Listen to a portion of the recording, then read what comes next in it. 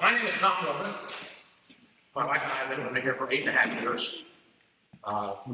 Moved here from upstate New York. I was born in Hattiesburg, Mississippi. My dad was a chemical engineer with Monsanto, so Hattiesburg, Mississippi, Decatur, Alabama, Barrington, Rhode Island, Mountain Lakes, New Jersey, and St. Louis, Missouri. All over the country. And one of the constants in growing up was music. My dad was a very good musician. I was a trumpet player, became a church choir leader, was actually the student director of the Vanderbilt Marching Band at one point. My mother was a very good piano player and played piano in several of the churches in Nashville. I have an older brother and a younger sister. We were rambunctious, and that meant that my parents were constantly looking ways to control our behavior. And one of the things that they discovered was extremely effective was getting us singing. And so I was in a family that sang. So we got in the car to go somewhere, we sang. And it just so happened that we enjoyed it. And it turns out that it really is difficult to be hitting your sister or singing at the same time. And so it had the desired effect of controlling behavior. So there are people in this world who have the skill set to make presentations. And there are people in this world who have knowledge which might be of interest to other people. And occasionally, what you're hoping for is a speaker who has both the skill set to do a presentation and some useful knowledge. But if you just got the skill set on the presentations, you can get by with jokes and whatever. If you don't have the knowledge, you crash and burn, and it's not a good sight. So it was recognized by one of my bosses that I probably had the ability to do both. And so I've done presentations for a long time. And I would get a phone call from some partner in Chicago saying, Tom, you're going to be doing a presentation on sea anemones in a Miami meeting in 3 months. And I would go out and research the hell out of sea anemones and do presentations. And so you get used to it. I'm retired now. I used to do that stuff because they paid me. Now I do it because I enjoy it. That's the beauty of being retired, best job I ever had. Songs have become increasingly interesting to me. So think about it. I'm of a certain age, which is how I say that I'm over 70 now. So think back to the 50s and 60s and what we did for entertainment. A little bit of radio, a little bit of record player, a little bit of TV. What did you watch on TV? Sky King, Lawrence Welk, Sing Along with Mitch, right? Some of us, Hootenanny, right? That's what we did. People sang. You went to church probably at least once a week, possibly twice or more. There was a church choir. People sang in the church choir. There was music everywhere. TV was limited, right? At best, 3 broadcast networks. At best, live a couple of hours a week. So there were a limited number of places for entertainment. We watched movies. We had drive-ins back then. Remember those? Hey, drive-ins.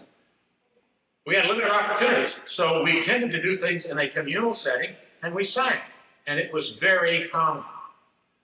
Now, go back 160 years. Civil War.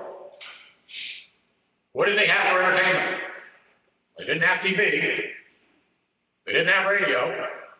They didn't have phonographs. They had church. Whoopee. So it was a limited opportunity for them to gather and socialize. And so what did they do when they got together? Well, conceivably they drank, if they weren't too close to church. Sometimes they danced, depending upon how the church felt about that, where they were.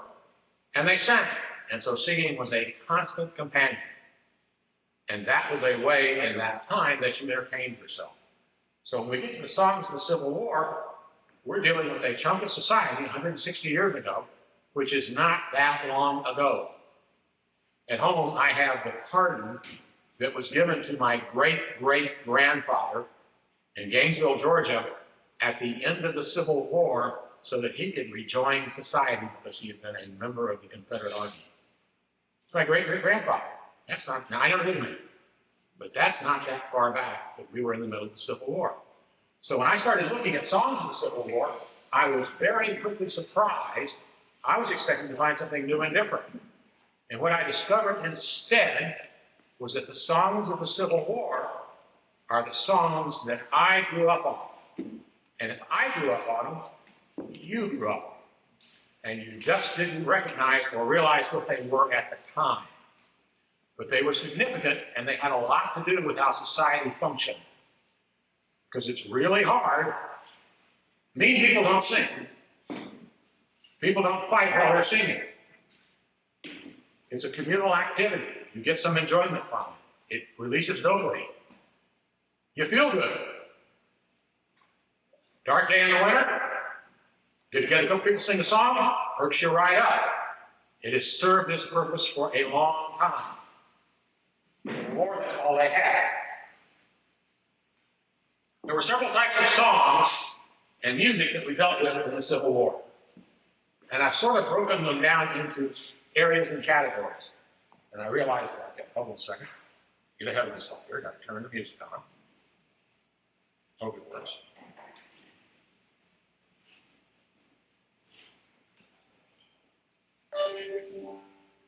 Sounds like the speaker's on. All right. So there were several reasons that we had music, several ways that music functioned during the Civil War. The first was we had patriotic stuff. So how did we finance the Civil War? We borrowed. It was all bonds. The government didn't have a whole lot of taxes back in 1860, either government. They picked up some tariffs on goods and services crossing borders, but we didn't have an income tax yet. We didn't have a sales tax yet. We didn't have a way of collecting it, at least not nationally. And so when you needed to raise money to support a fighting unit, you went around to the neighbors of the people that were in that fighting unit, and you asked them for any hard currency they might have, and you used that to buy the things that they could not barter for. And so during the Civil War, most of the military units came from a community. They got picked up, they went to war, they stayed together, they were cohesive, they had been neighbors throughout time. And the hometown would send them a trailer, a wagon filled with foodstuffs. And for things they could not barter for, they would take whatever currency they could get, turn it into bonds, and it was coming out of the pockets of the people in the community.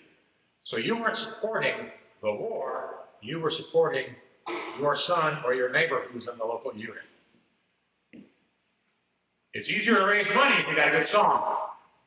And so a lot of the music that we have from the Civil War is patriotic in nature, and it basically was designed to get people excited about the war, which was hard to do when bodies started coming home. So they would dig into their pockets and they would pass on some bucks. Popular music of the time. The church played an incredibly significant role in this country in the 1860s, but 50s, 40s, 30s, 20s. Church used to be a big deal, far more so than it is now. As we spread out throughout the country, they had what were called camp meetings, which is basically roving missionaries. And they would come in and they would get people together. Today we might call them revivals. But the idea was you would have religious ceremonies with somebody who had some religious background. It would be a gathering for the people in the area, and a large portion of that was music. And so the person who put those camp meetings on would lead people in songs. Church session, when people went to a church on a Sunday, if there was one available, they sang in church. Now, I came across some really interesting stuff. I've learned not to trust any of the stuff I read anymore, and certainly anything you get off the internet. But I saw several places that 90% of the Union soldiers were literate, 80% of the Confederate soldiers were literate. Well, what does that mean? It didn't mean they were educated. It means they could sign their names. So if you could put your name down instead of an X, you were considered literate. 90% of the Union, 80% of the Confederacy. People did not get a lot of education. We didn't have an educational system in this country.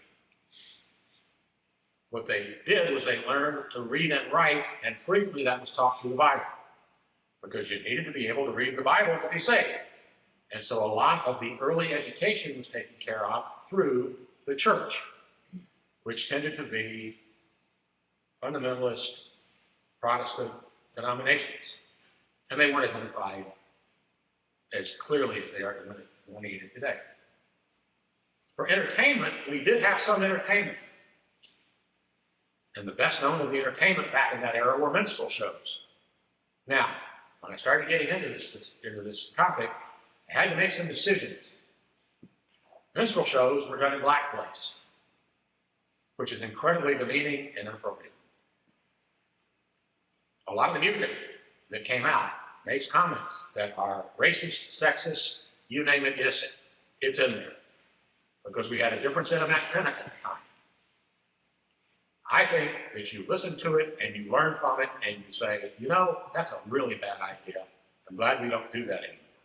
But if you're not aware of it, you can't avoid it. And you run the risk of having it creep back into your world. So the minstrel show tunes at the time in the East, and particularly in the New York area, were in music halls. But for most of the country, there were not music halls. There were a lot of people and not much of a concentration in the way of towns. So some of these minstrel shows would travel with a tent. They'd set up the tent, you'd get 2 nights of entertainment, and then they'd go to the next place. And that was the way that they entertained. They'd pass out words to the songs that they were singing. And so music spread through these minstrel shows. So a lot of our music we have documented from these sheets of paper where they passed out the words to the shows. The military recognized early on the value of music. If you wanted to get people to go charge up a hill, you needed to get them wound up. And what better way to get them wound up than a good old roaring song? When you wanted them to march 20 miles a day, if you put them to music, they marched farther, faster. And so it was to your advantage to have music on a march. When you were trying to coordinate on the battlefield, you were limited in the ways you could get the word out to a long line of skirmish. One of them was through the use of music, whether it was a bugle charge or a drum roll, or in some cases your brass band. They would play different music to tell you what you were supposed to do in terms of how you were supposed to fight, because obviously they didn't have radios. So all of these activities within society at that time were dependent upon music. Now, we were a nation of immigrants. The original colonies were primarily English, Irish, and Germans. They all came in, they were basically WASP. They were sent here. You didn't come to the U.S. during the colonial era because it was the land of opportunity, because quite frankly, it wasn't. Slavery was an issue. So in 1700, we were getting started. About 40% of the population was enslaved population. 1800, about 1 million slaves in this country. 1860, about 4 million slaves in this country.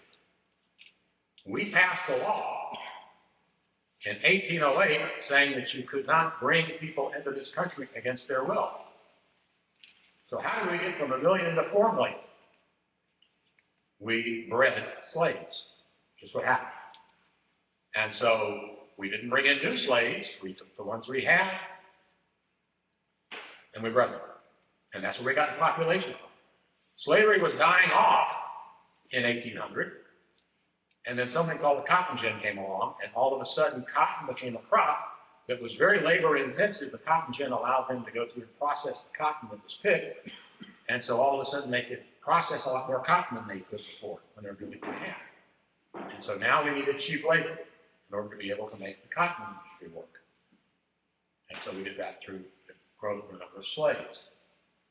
Between 1815 and 1850, we became the world's largest democracy. We did that through several immigration waves. One of the things that made us, now, prior to 1800, you came here because you were sent here. After 1800, you came here because you wanted to be part of the democracy. And if you met the criteria to be a citizen, white and male, then you could come here, you could get a vote, you could own land, you picked up abilities that you did not have in a lot of other countries back in Europe, a lot of the monarchies. We had a couple of specific waves, one of which was the Irish potato famine in 1840. And a whole bunch of people came over from Ireland. because they were starving in Ireland. They came in through New York, and they scattered. They started off in New York City, but as with any immigrant population, they began to trickle out. We had the overland trails, the Oregon Trail. People going west. First Oregon Trail annual run started in 1843. People were going out. So what happens is people come into a community in the U.S. and they sing songs, and there's music that they're comfortable with. Now they start to disperse and go out. And they take the tunes with them, and they may or may not remember the words. So they make up their own. So the musical tradition of this country spreads out as our country populates itself. Gold Rush, California, 1848. A bunch of people go out. They're singing songs, they're just not near musical instruments necessarily. They're not near organized entertainment. They're not near a common set of words. So they make up their own. And we have a tradition in this country of making up our own words. You do it, I do it, we all do it. Then we decide we're going to fight a war. Music in America faced a couple of problems. The first is there was a lack of a standardized notation, meaning how do you capture the notes? We hadn't decided yet how we were going to document notes. It was done different ways for different types of music. Nothing common. You had to reproduce music when you did have it. It means you had to print. The printing was expensive and complicated, and if you were doing notes on a scale like we look at it all the time now, all that type had to be hand carved because you couldn't plug the notes in with movable type. And there was no effective copyright protection in the country. So we've had copyright laws in this country since 1790. And we've had people running roughshod over those laws since 1791. So it was very easy. How did you prove that you had the idea first, particularly when all these songs have common roots and sort of got intertwined and mixed and modified as we went? The instruments that were available in the 1850s, leading into the Civil War. Lots of instruments, they weren't necessarily good things to take along with you when you were going to fight a war. So, pianos, violins, guitars, and banjos, popular stringed instruments at the time. Pianos were limited to those places where they could get the piano to them. So they didn't take a whole lot of pianos on the Oregon Trail. So you tend to find them in the urban areas and in the cities, and they were definitely a prestige point. We went from the baby grand to the upright. They were expensive, they were complicated, they were hard to keep in tune, and they were not common. Violin and guitar and banjo were all popular folk instruments. We had brass. The brass was primarily cornets and sax horns. So, you know, I read sax horns and I think, what the hell is a sax horn? So it's invented by a guy by the name of Sax, who also invented the saxophone. They're two very different things. The sax horn, it's a bell instrument. Think flugelhorn. We all think flugelhorn, right? You know what it is? Basically, it's a smaller brass instrument with a large bell and a mouthpiece. They did have woodwinds, piccolos, flutes, clarinets, and saxophones, invented by the same Sax. Percussion and rhythm, they had drums and bones. Bones were simply something that you could shake against itself. So we think of people playing the spoons. Nobody does it, but everybody thinks about it. That was a way to keep a rhythm. And then you had some reeded instruments, harmonicas and concertinas. Concertina is that baby accordion that you press the buttons on that those of us who are shanty singers love because they have them on ship. Something I wanted to spell right off the bat. The myth of the drinking song. So, used to play rugby. Rugby players used to sing a lot. And occasionally would have a brewski. You've got all this music that we casually say, oh, that came from an English drinking song. Wrong. Star Spangled Banner. I learned it was an English drinking song. Wrong. You had groups of people, musical societies, in England, Ireland, and Scotland, to a lesser extent Germany, who got together and sang. And it was a social activity. And yes, when they got together to sing, they frequently drank. But they were primarily singing organizations. And so the Star Spangled Banner, that I was told was an English drinking song, was a tune that was first written for and then distributed by one of these English singing societies that happened to drink. So when we talk about all this music coming from Irish pubs or whatever, probably not. Because people who are drinking don't think up new songs, right? So somebody has to develop that stuff. Everybody goes to church. The church played an incredible role in society up through the Civil War. Everybody went. So it's fascinating to me that Jesse James was a regular churchgoer. So you may not have learned anything, but you sure as heck attended and you sang the songs. Using the Civil War, it's everywhere you look. The first songs I remember learning were Civil War songs. Now, we're going to do a lot of singing, and I've got friends here that are with the Southport Shanty Crew. And we're going to be here, we're going to sing while you sing, because we got to get everybody singing. Now, you're going to hear us sing, and you're going to think one of three things. They're horrible. I can do better than that. I'll show you. That's great. Got you singing. Some of you are going to listen and say, that's horrible. I can't be any worse. And so you're going to sing. Some of you are going to say, I can sound like that. And you'll join in. So we got you coming, going, and in between, and singing. Singing only works if it's a community exercise. Now, it makes you feel better. When you sing, it releases endorphins, and you're a happier person. And it's really hard to fight about stuff when you're singing with somebody. And I would suggest that we need these days to do a whole heck of a lot more singing and a lot less talking, other than yours truly. So, let's talk about the music that comes along. What are the first songs that we learn? One of the things that surprised me when I started looking at Civil War music is a lot of the songs that I learned as a kid were songs that were popular in the Civil War. I will give you an example. The ants go marching one by one, hurrah, hurrah. The ants go marching one by one, hurrah, hurrah. The ants go marching one by one, the little one stops to sing its thumb, and we'll all go marching down in the ground, down of the rain, boom, boom, boom. It's a counting song. It's a marching song. You get a little older, you're too old for that stuff. Here's another one that's a Civil War song. 99 bottles of beer on the wall, 99 bottles of beer. Take one down and pass it around. 98 bottles of beer on the wall.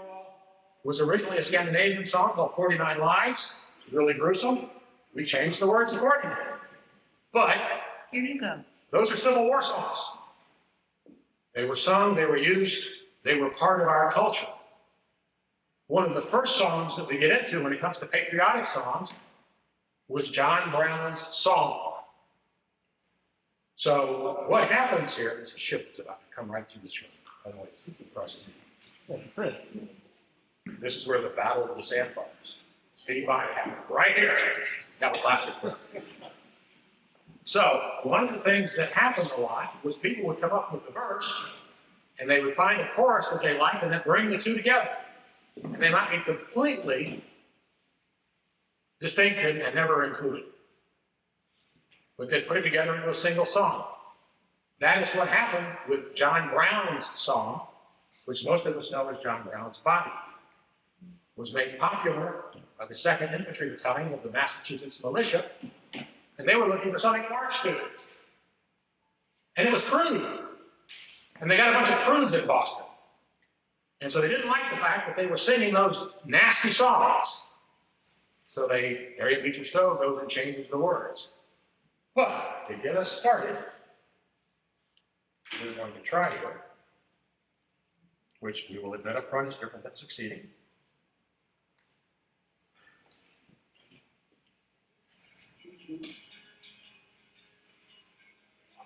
John Brown's body lies moldering in the grave. John Brown's body lies moldering in the grave. John Brown's body lies moldering in the grave. grave, but his soul goes marching on. Now you can sing this. Glory, glory, hallelujah. Glory, glory, hallelujah. Glory, glory, hallelujah. His soul is marching on. So I chose one of the cleaner verses that's acceptable. But it got other people upset. So, having heard that popular version, because a lot of people wanted to sing it, somebody says to Harriet Beecher Stowe, hey, why don't you write some clean words for it? And she's a well-known abolitionist. And she comes up with this song. Takes a while. We'll get there.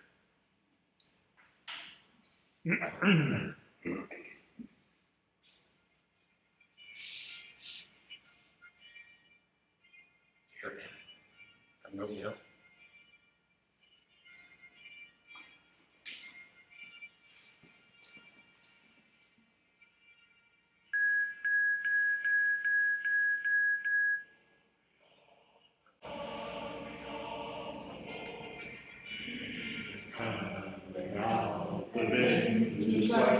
The grace of wrath of sword, he hath loosed the faithful lightning of his terrible swift sword.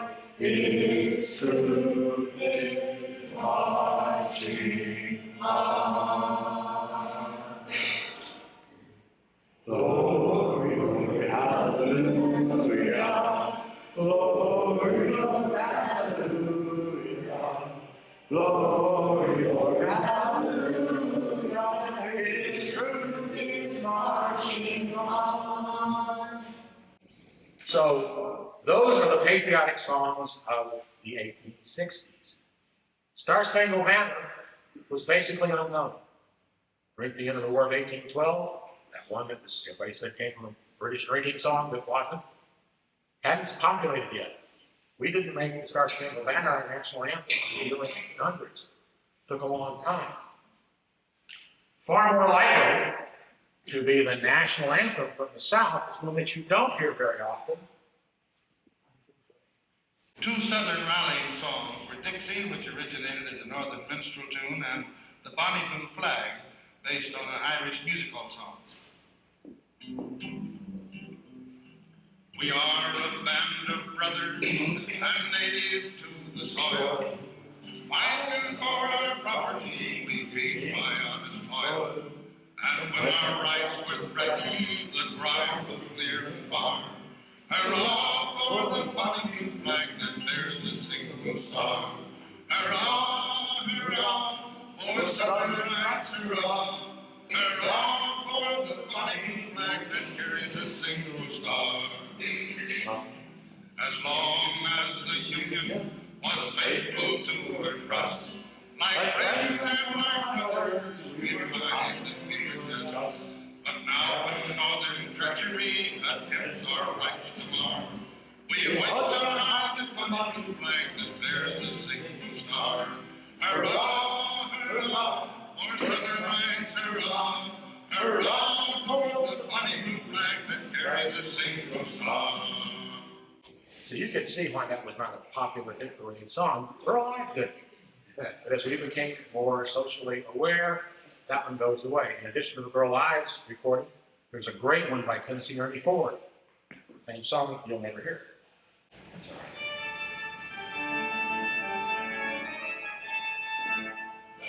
right. Marching home again, hurrah, hurrah. Lift in my heart, you and hurrah, hurrah. Let them cheer, the boys will shout, the ladies say, we'll all turn out, we'll all feel gay when Johnny comes marching home. Well, the answer to marching, right? 2 by 2. We have this interjection, and the church becomes a significant portion of American life. And so you have a number of religious songs that are done in these camp meetings, and you're about to hear the full sound and fury of the Southport Shanty Singers. Now, we have actually gone through, and I want to tell Duke Energy how much I appreciate they went through and they wired your chairs. So if you don't sing sufficiently, you'll lose. So you think that the Southport Shanty Singers are here to help you with the song. In fact, they're here to point out to people that you can be goosed. So just be nervous. So you have these religious songs that were done at these camp meetings. This is a great one. The problem with songs that are done in camp meetings is when the camp meeting's over, people go out and they make up their own words to it. This is one of the favorite songs of the Southport Shanty Singers. Not the religious portion, but the other stuff. So the way that these songs work is you had a leader and a response. So somebody would sing the first line, and then people would take that melody and sing it out through the rest of the verse, and then there was a chorus that everybody sang together. So the nice thing about singing in a group is if you're a little bit sharp, there's somebody who's a little bit flat, vary you out. Everybody sings something in the car, in the shower, in the kitchen, all the same. Tonight we're right here. So the way that Roll the Old Chariot Along went.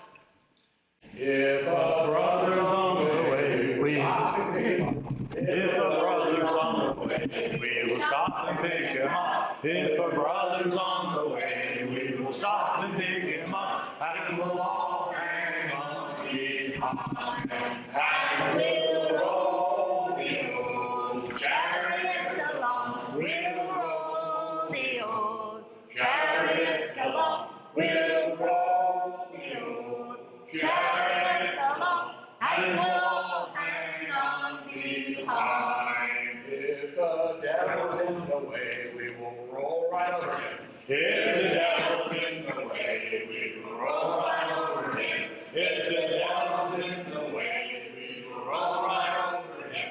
And we'll all hang on behind. And we'll roll the old chariot along. We'll roll the old chariot along.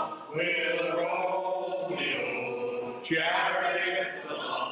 And we'll all hang on behind. Went too fast. I had it think them. I don't really fast. Well, a night out on the town wouldn't do us any harm. Well, a night out on the town wouldn't do us any harm. Well, a night out on the town wouldn't do us any harm. And we'll all hang on behind. And we'll roll the old chariot along. We'll roll the old chariot along. We'll roll the old chariot along. And we'll all hang on behind. Well, a drop of Nelson's blood wouldn't do us any harm. Well, a drop of Nelson's blood wouldn't do us any harm. Well, a drop of Nelson's blood wouldn't do us any harm. And we'll all hang on behind. And we'll roll the old chariot along. We'll roll the old chariot along. We'll roll the old chariot along. And we'll all hang on behind. So the reason that we like that song so much is that verse. So Lord Nelson, victor at Trafalgar, was wounded and then died on the scene at the Battle of Trafalgar. And they had to get his body from off the coast of France and Spain all the way up to England to bury him. So, not having anything to embalm him with, they took his body and they put him into a barrel of brandy to preserve it. Well, the fleet had been out for a long time, and English sailors were used to getting their daily allotment of alcohol, and they ran out. And when they got back up to England, they discovered that somebody had tapped into the brandy keg that Lord Nelson was in, and had drained it out, and they drank it. Drop of Nelson's blood wouldn't do us any harm. The sailors in the 1800s found that fascinating, and I will tell you now that shanty singers in 2025 find that fascinating. And so that's where that comes from. So we have this tradition of taking something that started off as a religious song and rolling the old chariot along and driving over the devil and all that good stuff. And as soon as you got away from church, you started to modify it. And a lot of the stuff that comes out of the Civil War is things that had been taught as religious songs at these camp meetings, and then when all the soldiers came back together in Central Armies, they brought their versions of the songs together, and they came up and they built sort of a common songbook, which we now call the Great American Songbook. And so the music that came out of the Civil War is the stuff that we sang as folk songs in the 1940s, 50s, and 60s, and to a certain extent still sing today. So, other examples of this. Here's one that you grew up on.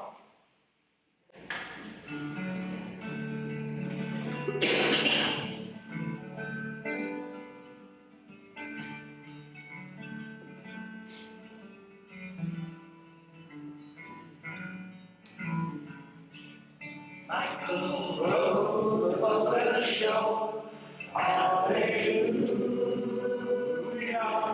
Michael rode above the shore, hallelujah.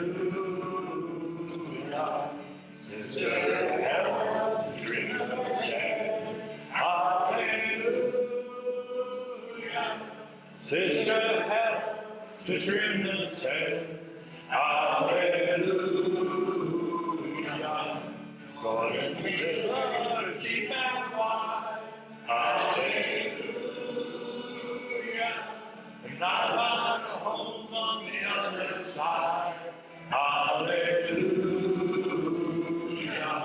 Michael rode over his shore, hallelujah. Michael rode over his shore, hallelujah. So why was that one in there? Well, it was documented in 1862. There were plantations along the South Carolina coast that, once the war started, the plantation owners knew that they were going to get occupied, they left. Charles Pickard Ware was a well-known staunch abolitionist and a hardware maker. He came down to one of those islands, St. Simon's Islands, to run the operation and organize the slaves to continue producing the goods that were coming off of that plantation. When he arrived, they were singing this song. The slaves who rowed him from the boat he came down on to the island sang this song, and he documented it. Now, what I find fascinating is it was just not a serendipitous occasion that Mr. Ware came down to operate that plantation. It turns out that the owners of the plantation, who left to avoid capture, were his blood relatives. And so they kept it in the family. So it was a crazy war, and we killed a lot of people, but there were all these weird relationships going on, and this crosshatch between the North, the South, the East, and the West. And so here's a perfect example of a song. Now, this is modified, because you don't tell Mary how to sing a song, and so she changed the words a little bit, but that's fine. The melody goes back. That's one that came out of the African American tradition.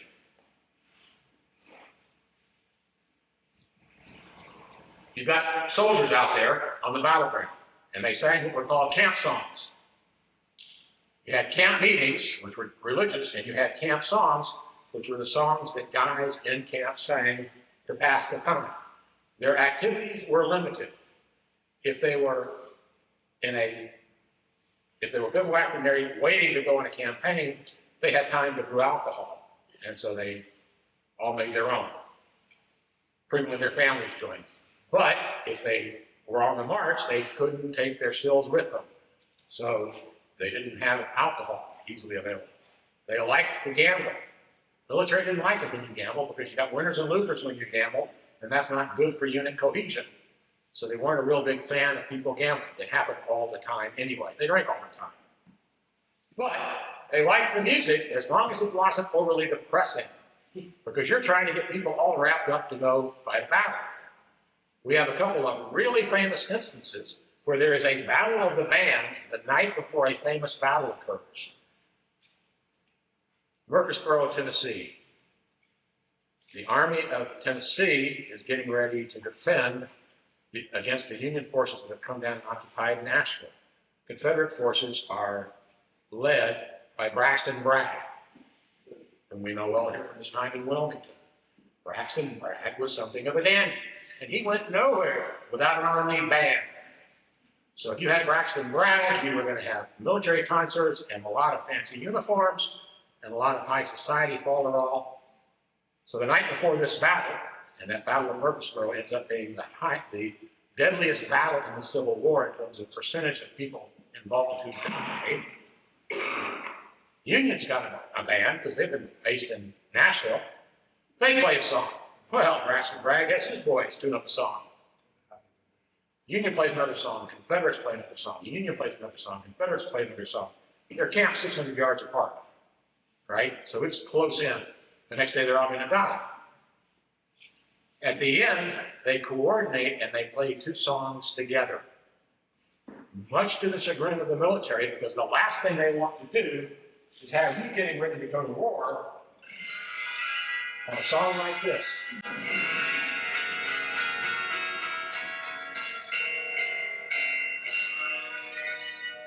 You have to sing this. Just before the battle, mother, I'm thinking most of you.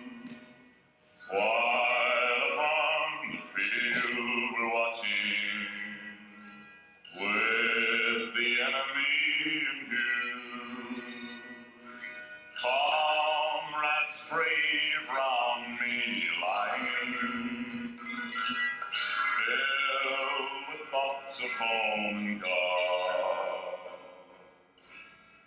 For well they know that on the morrow some will sleep beneath the sod. Farewell, mother, you may never press me to your breast again. But oh, you'll not forget me, mother, if I'm numbered with the slain. Really cheerful stuff.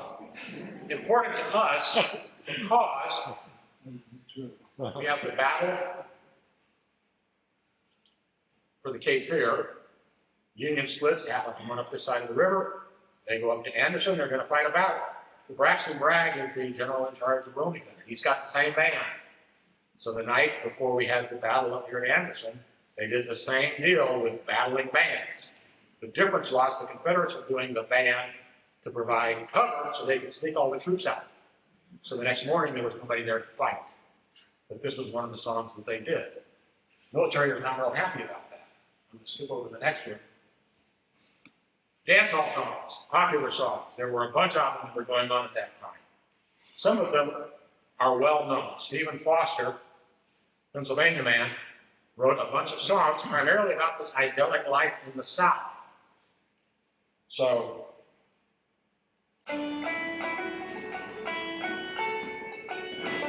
these songs have endured. These are Civil War songs written in the 1840s and 50s. He actually made a living writing songs, which he promptly drank away and died an alcoholic in his 40s. But this was Stephen Foster. This was popular music of the time.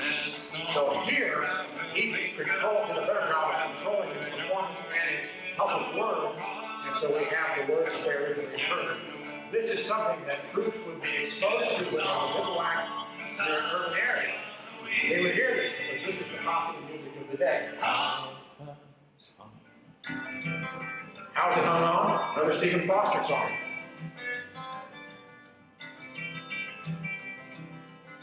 By that famous Civil War singer. Well, I come from down the valley, and I'm bound for Louisiana, my true love for the sea. Yes, in the same place. It did rain all night the day I left, the weather was bone dry. Sun was so hot I froze myself.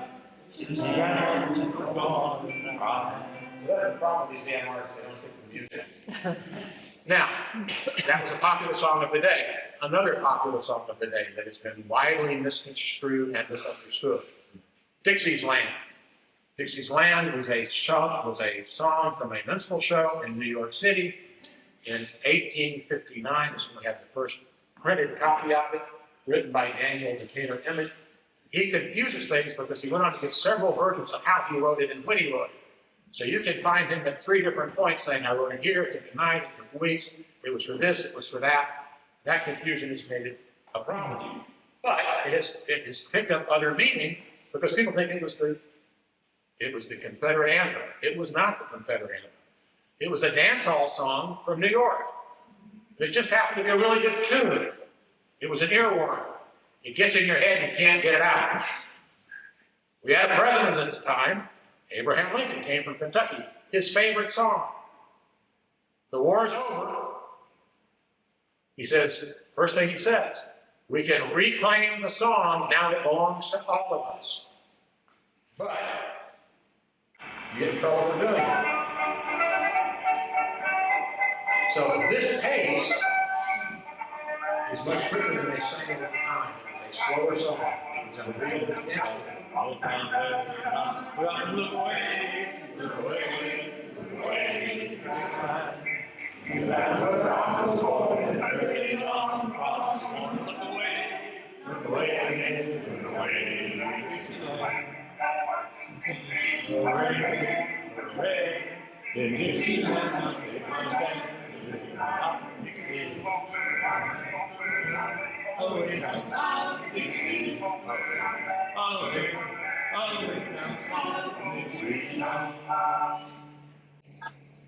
Other popular songs, and Stu, we're probably going to have to cut this because Bob is having connections with my phone.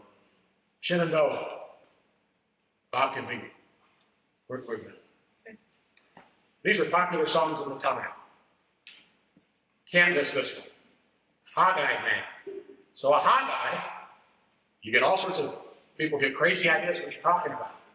A hog-eye was a metal bowl that was attached to the side of a riverboat, like an eye hook. And for riverboats, because we weren't sailing in the ocean then, because we had blockades and things like that, and you couldn't bring ships in or out, most of the travel was on the rivers. So real sailors, who've been deep water sailors, were very derogatory toward these hog-eyed men who just went and did the barges.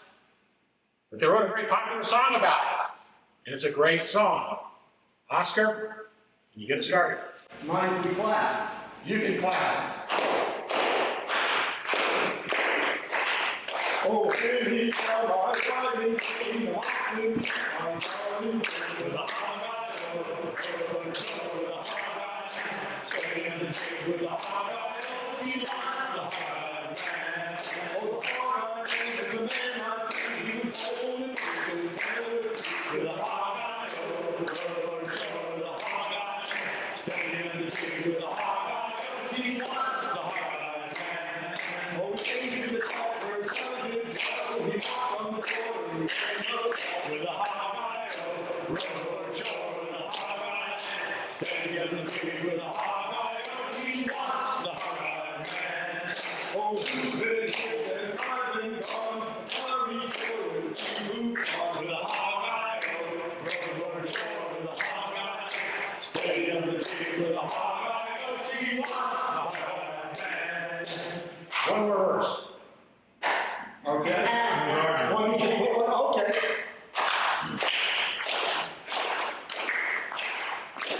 I was in the garden, in the dark, the cheeks were buckled. With a hog-eye, with a hog-eye, standing in the tree with a hog-eye, she wants the hog-eye man. So it starts off as a relatively simple song that's derogatory about guys who are working on barges, and it turns into Sally in the Garden. I didn't know the words. It just Picking duck. picking up, and the cheeks of her. Butt. Well, Cup. So you get songs to the guys in the army, and they do strange things with them. And it starts off as a relatively clean song. It's just derogatory about guys on boats. Now, the work songs, sea songs, people were not going out into the ocean because we were blockaded or they were on the blockaders. And so everything was getting done along the coast.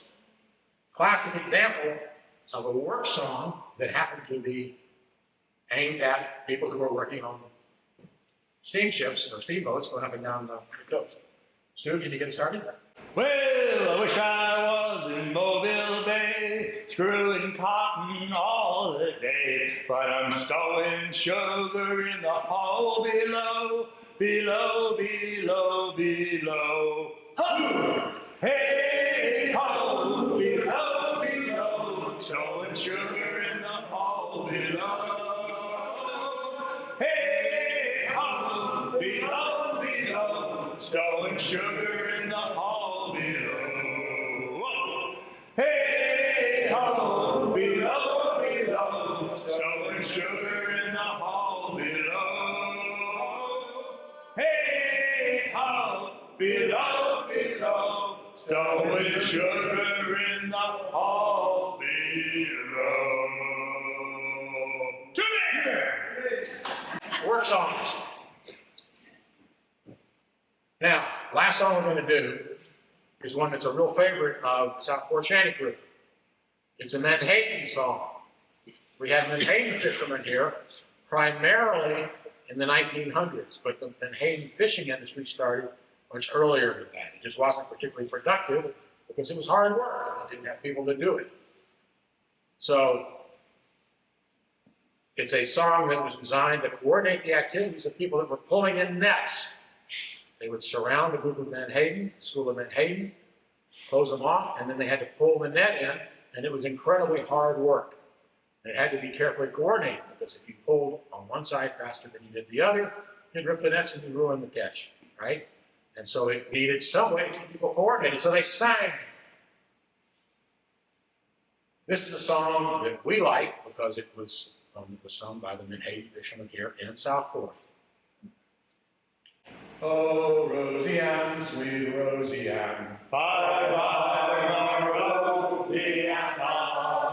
I'm going away, but not to stay. And I won't be home tomorrow.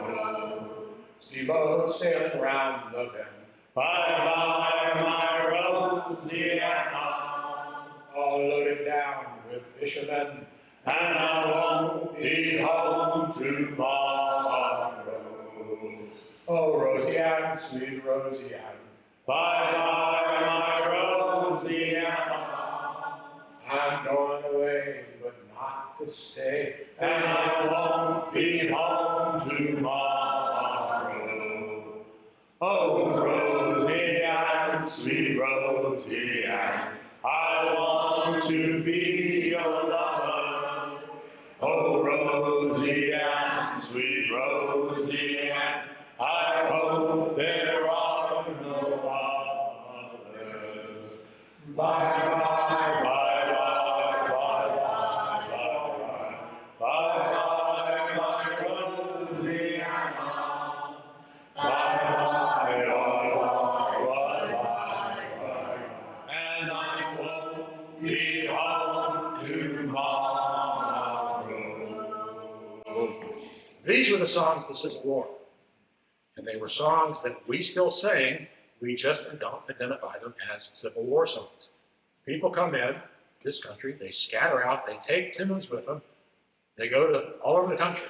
You fight a war, you bring them all back together, they bring their versions of the songs back, you're in camp, you got nothing to do, you sing. You start to build a common lexicon of those songs. That becomes the Great American Songbook. That is the basis for the music that we heard in this country in the 40s, 50s, 60s, and early 70s. Our music. It's fun to sing. It's a lot of fun to sing. You feel better when you sing. You feel better now than you did when you started. I hope you do. If nothing else, because I'm almost done talking. So either way, you feel better. So here's the problem. We make a big deal out of living history. You're going to educate your kids, you want them to get living history. That says you take them to Colonial Williamsburg, right? They can see the people making stuff. Or you take them to Plymouth Rock, they can look at the barrel. Or you take them to Sturbridge Village, any other of a wide number of places where they have historical displays. And that's great. I would argue that equally important to living history is these songs and knowing where they came from. And the problem is that now your entertainment opportunities are limitless. Between your phone, your car, your radios, your TVs, cable, streaming, you name it, what are we losing? We aren't singing anymore. So I'm hoping that the Southport Historical Society will recognize the value of oral history as represented by these songs, and we'll figure out a way for the Southport shanty singers, who are very normal people, who just like to sing, just like to make a little noise, figure out a way to incorporate the Southport shanty singers into your Southport Historical Society. Because this is a way to make history live, and we need to do that. Because if we don't, we lose it. I was losing it. It wasn't until I started studying this stuff that I realized that when I was busy being a rebellious kid singing 99 bottles of beer on the wall, I was reliving part of American history. And so we need to get kids doing this stuff. We need to get adults doing this stuff. That can only be done through organization. When we get together, this is a very serious group of people. We sing every Monday night. Getting in requires a rigorous application. Are you breathing? Okay. You're in. We sing on Monday nights. Half the Monday nights, we sing right over here at one of the little pavilions next to Oliver's. We get together as a group and we sing. The great thing about shanties and this kind of music, look, I'm a bass, so I used to sing barbershop. When you're a barbershop bass, your life revolves around going bum, bum, bum. That's it. If you like a sea shanty, you pitch it so you can sing it and you become the shanty man. And you teach it to everybody else, and if they like it, you sing it. And so it gives people like me, who are full of bum, bum, bum, bum, bum, a chance to lead songs. If you don't want to do that, and you just want to sing along, you sing along. Monday nights, 6:30, down next to Oliver's.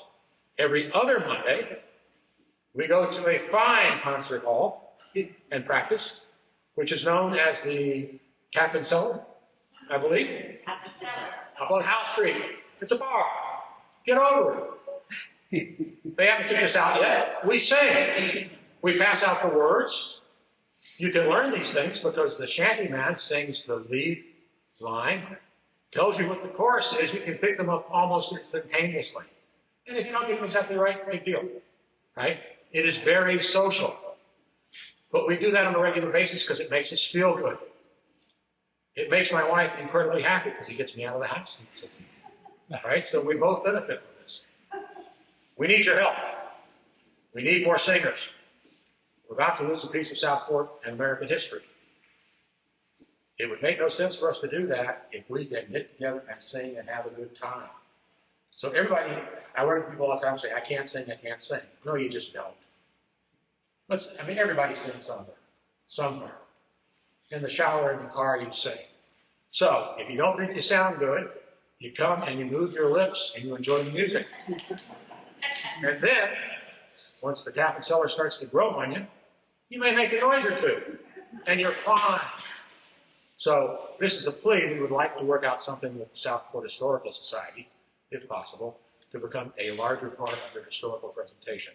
There is a lot of sea history right here in Southport that we're going to lose because nobody is singing the songs. So at this point, I'm going to shut up. If there are any questions, we'll answer them. We need to let people go if they want to. You do a drawing. All right?